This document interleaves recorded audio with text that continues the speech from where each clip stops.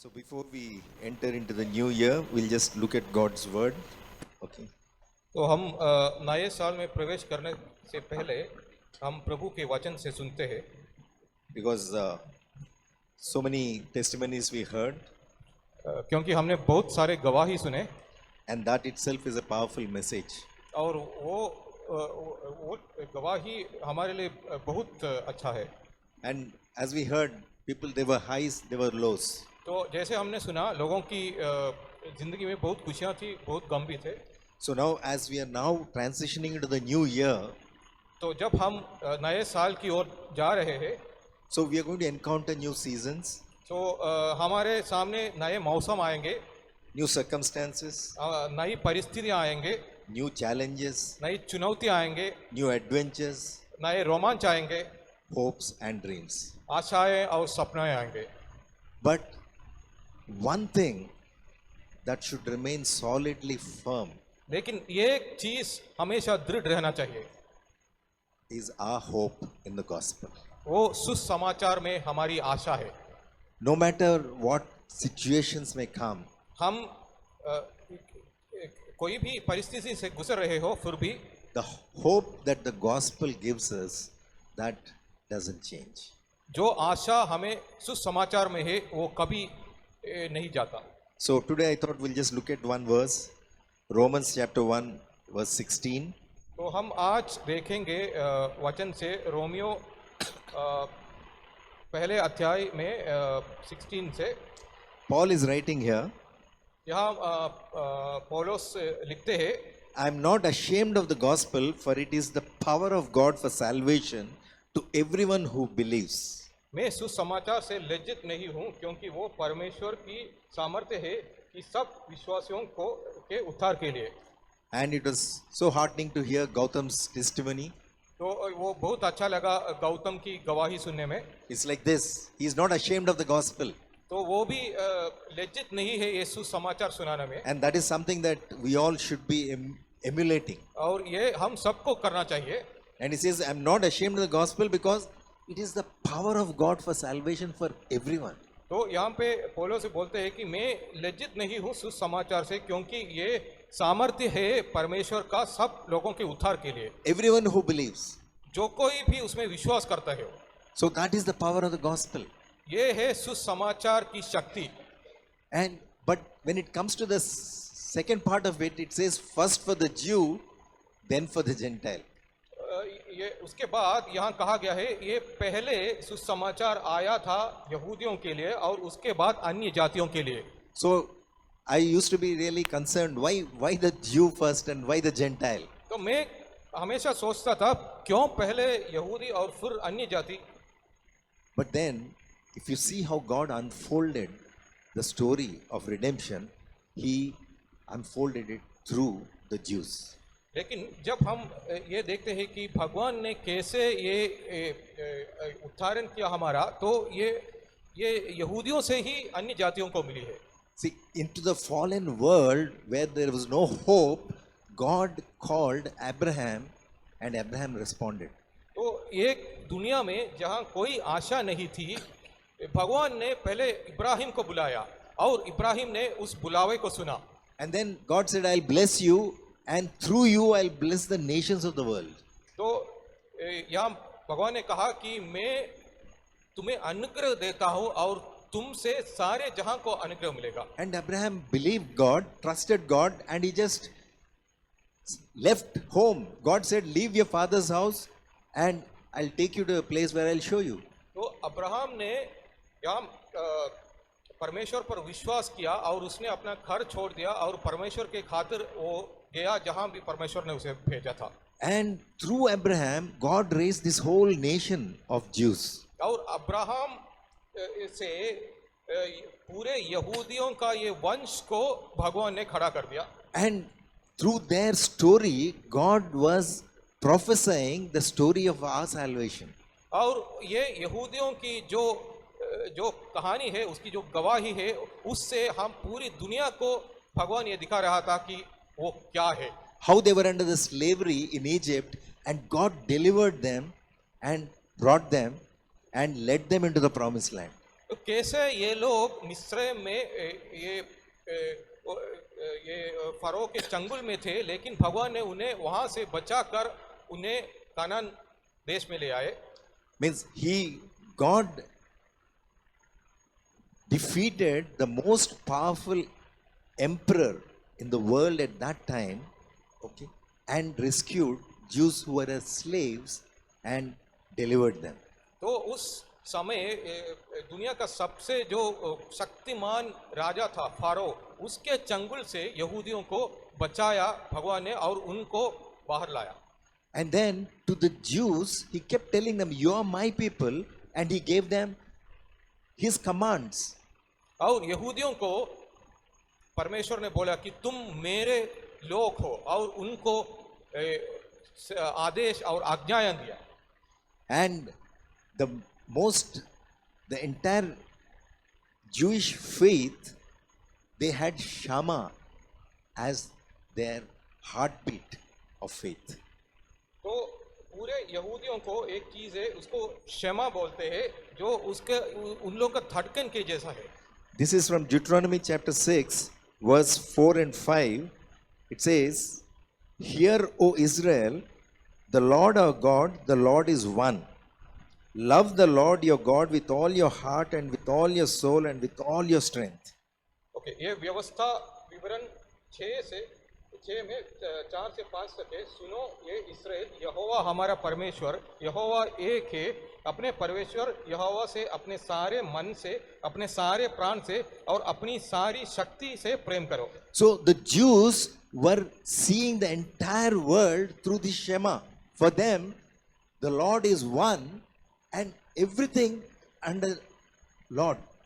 तो ये यहूदी जो है वो जैसे पूरे दुनिया को देखते थे, वो इस क्षमा के चश्मे से देखते थे। उनके लिए सब कुछ उनका प्रभु था। And Jesus himself, he upheld that Shema. और यीशु ने इस क्षमा का बहुत समर्थन किया। Because when one of the teachers of the law came and asked him, "What is the greatest commandment?" Jesus quoted the same verse. Okay, तो यहाँ पे एक शास्त्री ने आके यीशु से पूछा कि सबसे बड़ी आज्ञा क्या है, तो यीशु ने यही सुनाया उनको।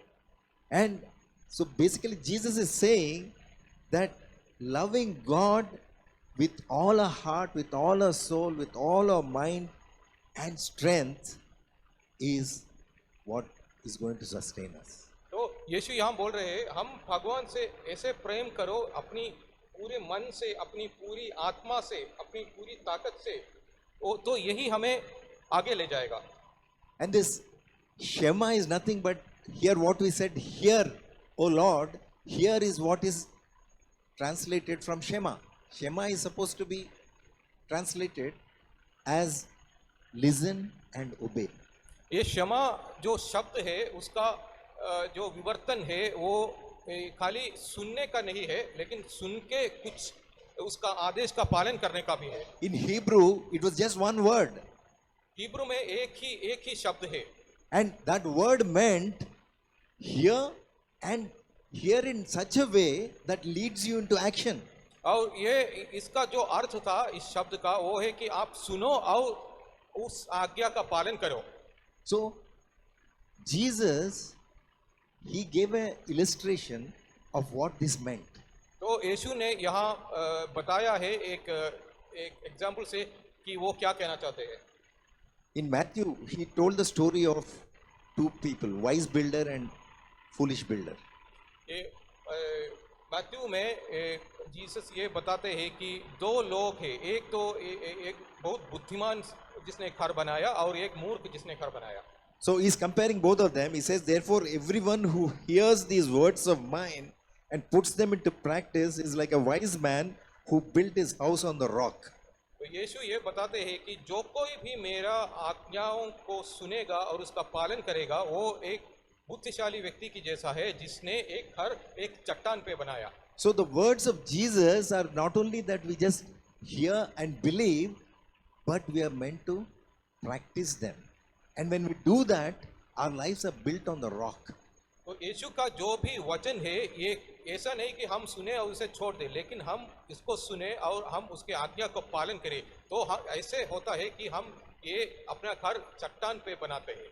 And in contrast, he's talking about the other one who hears these words of mine and does not put them into practice. और दूसरा एक व्यक्ति के बारे में यीशु यहाँ पे बोलता है कि जो ये सब सुनता है लेकिन वह सुन के छोड़ देता है, को वो आज्ञा का पालन नहीं करता। He says he is a foolish man. वो बोलता है कि वो एक मूर्ख आदमी है, He is building his house on a sand. वो रेत पे अपना घर बनाता है। And so both these houses are put to test with the storms. The house that is built on the rock stands firm, but the house that is built on sand collapses.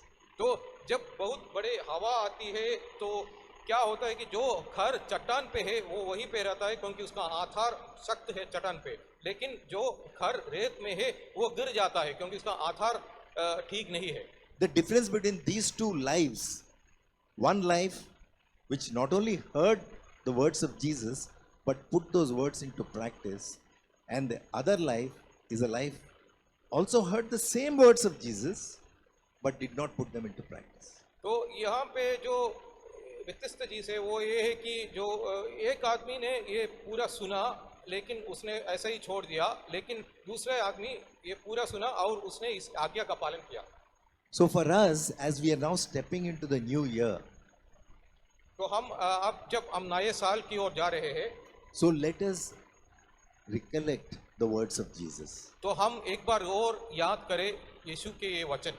What is it that he is speaking to us? वो क्या कह रहे हैं हमसे, And not just believe those words, but hear those words in such a way that will propel us to act according to what Jesus says. और हम ये सुन के एक कान से सुन के दूसरी कान से छोड़े मत, लेकिन जो वो बोले वो वचन पे हम ध्यान दें और वो आज्ञा का पालन करें। And the biggest message that Jesus gives us is the gospel. और सबसे बड़ा चीज़ जो यीशु ने हमें बताया है वो है गॉस्पेल, यानी सुवार्ता। Like the reason Jesus said, I have come is to preach the good news. तो यीशु ने बोला है कि मैं आया हूँ इस धरती पे ये सुवार्ता आपको सुनाने के लिए, And that's what he did. और वही उसने किया। He kept preaching about the good news. And what is the good news? That the kingdom of God is coming.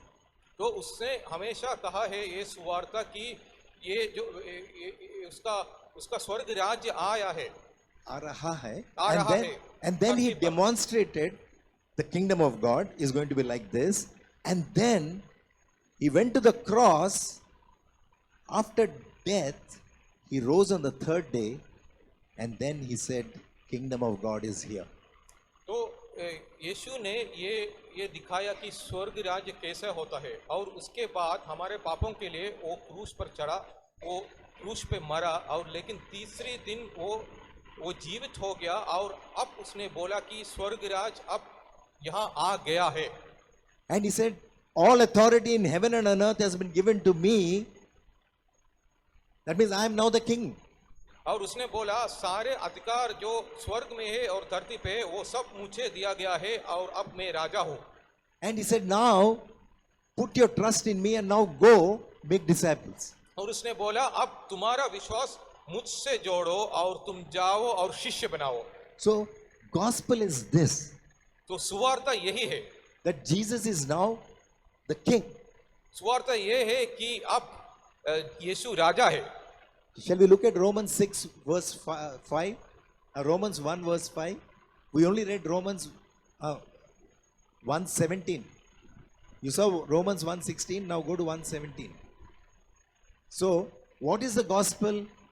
The gospel is a righteousness from God. Means in the gospel, righteousness from God is revealed. तो यहाँ अब हम Romans 1:17 में ये बोला है कि ये जो धार्मिकता है यही है ये।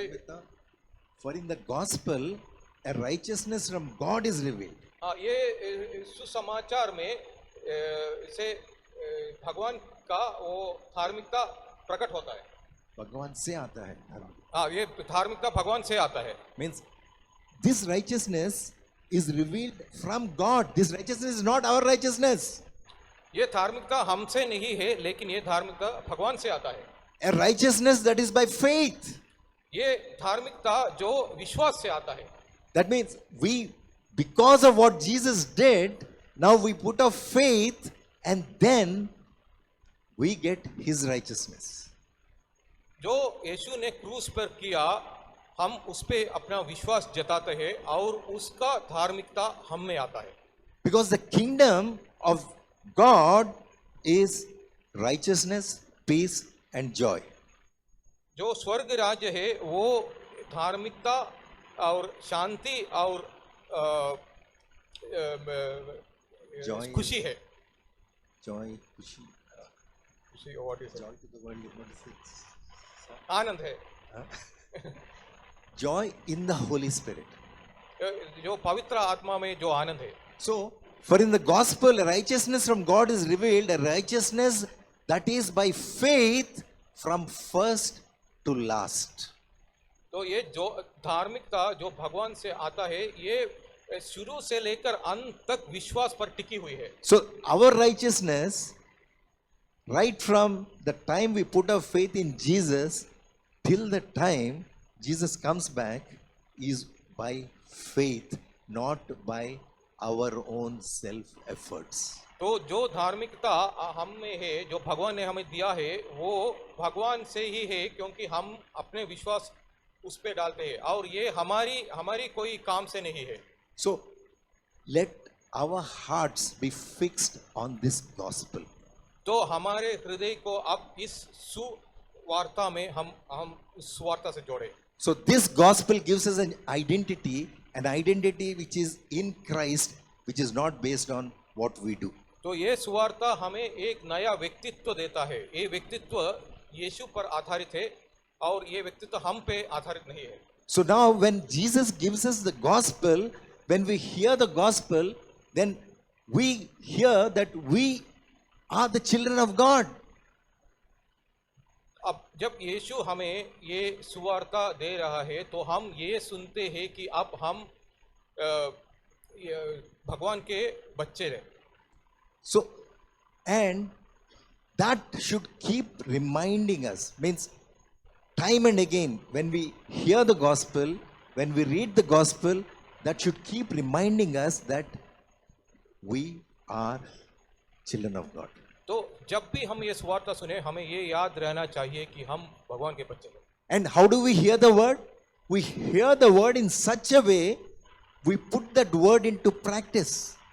और हमें कैसा वचन सुनना है? हमें वचन ऐसा सुनना है कि हम केवल ये सुने नहीं, लेकिन हम उसमें जो भी बताया है वो आज्ञा का पालन करें। That means if I am a child of God, then I live like a child of God.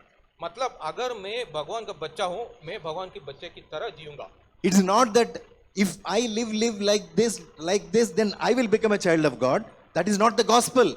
The gospel is God has made you a child of God. Now live like a child of God. ऐसा नहीं है कि मैं भगवान का बच्चा हूँ इसलिए मैं ऐसे जीऊंगा, लेकिन ये सच ये है कि भगवान ने मुझे अपना बच्चा बनाया, इसलिए अब मुझे एक भगवान के बच्चे की तरह जीना पड़ेगा। So don't allow somebody else to define your identity. Hear God and get your identity from what God is saying who you are. तो आप किसी को ये करने मत देना कि वो आपको व्यक्तित्व, ये आपका व्यक्तित्व ऐसे आपसे बोले, लेकिन आप अपना व्यक्तित्व भगवान से पाए और आप उसी के हिसाब से जिए। So as we are going to enter into this new year, let's reflect on the work that Jesus has done on that cross. Andy. तो हम जब ये नए साल में आगे आ रहे हैं, तो देखते हैं यीशु ने हमारे लिए क्या बलिदान दिया है क्रूस पर। So Jesus has given us, Jesus knew that as we live in this world, we will face different challenges which will question our identity.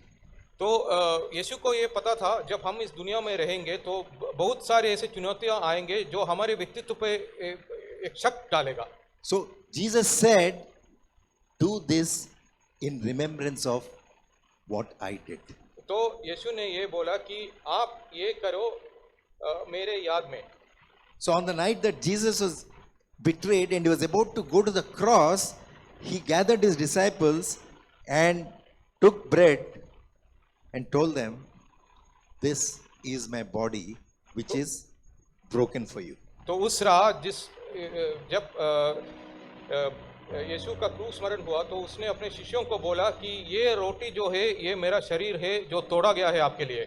My body is going to be broken so that you will be made whole. मेरा शरीर तोड़ा जाएगा तुम्हारी चंगाई के लिए. And he took the cup and said, "This is my blood, which is shed for the forgiveness of your sins." तो यीशु ने ये वाइन लेकर बोला कि ये मेरा लहू है जो आपके लिए बहाया गया है. So he said, "Whenever you eat this bread and drink this cup, remember that I paid for your sins." तो यीशु ने ये बोला है कि जब भी आप ये रोटी खाएंगे और ये वाइन पियोगे तो आप याद करना कि ये मेरा शरीर है जो आपके लिए तोड़ा गया है और ये मेरा लहू है जो आपके लिए बहाया गया है. And now you are partakers of my righteousness. और आप इससे मेरी धार्मिकता में शामिल हो गए हो And live righteous lives.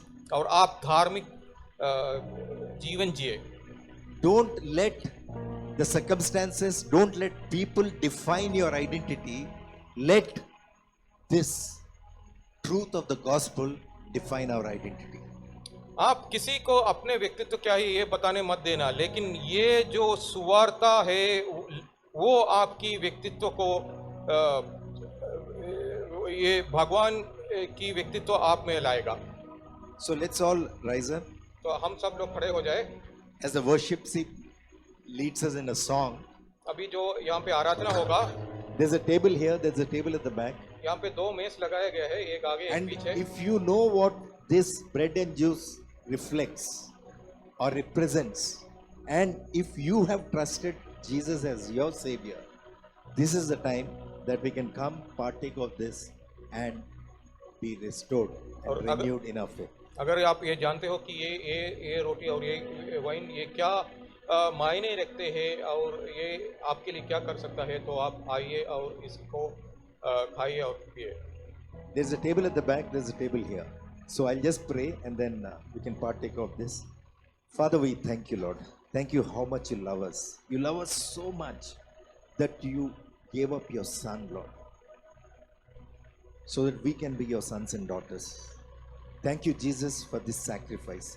Thank you for this bread and juice that remind us of what you did for us on that cross.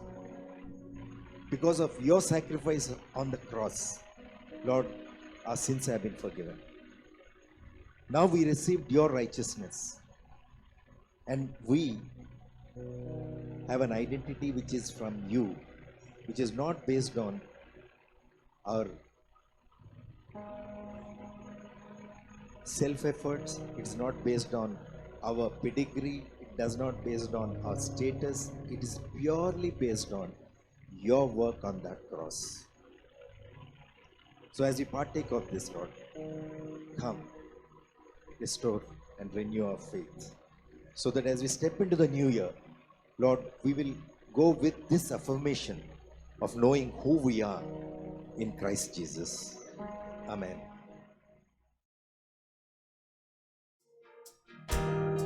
Yes, Lord Jesus, that's a prayer, Lord. Thank you. Thank you for your steadfast love, Lord, in the year that has gone by. And your steadfast love never changes.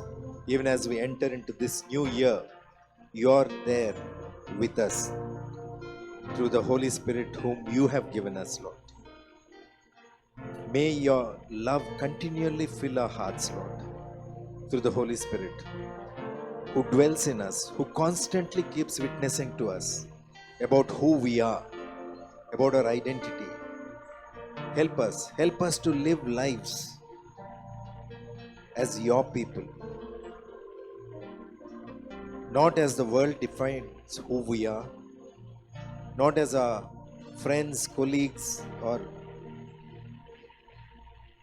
family around us tries to define us, Lord. May we be led and guided by your Holy Spirit to live as your people with the identity that you have given us, so that the coming year we will be reflecting your glory, carrying your presence wherever each and every one of us go. Pray that you will fill us all afresh with more of your Spirit, Lord. We need more of your Spirit, because apart from you we can do nothing. We want to just be so full of the Spirit that nothing that the world throws at us will shake us, that our lives will be built on that solid rock of our Lord Jesus Christ. May the grace of our Lord Jesus Christ and the unconditional, overwhelming love of the Father and the ever dwelling presence of the Holy Spirit continually help us live our true identity, which is only in Christ. Amen.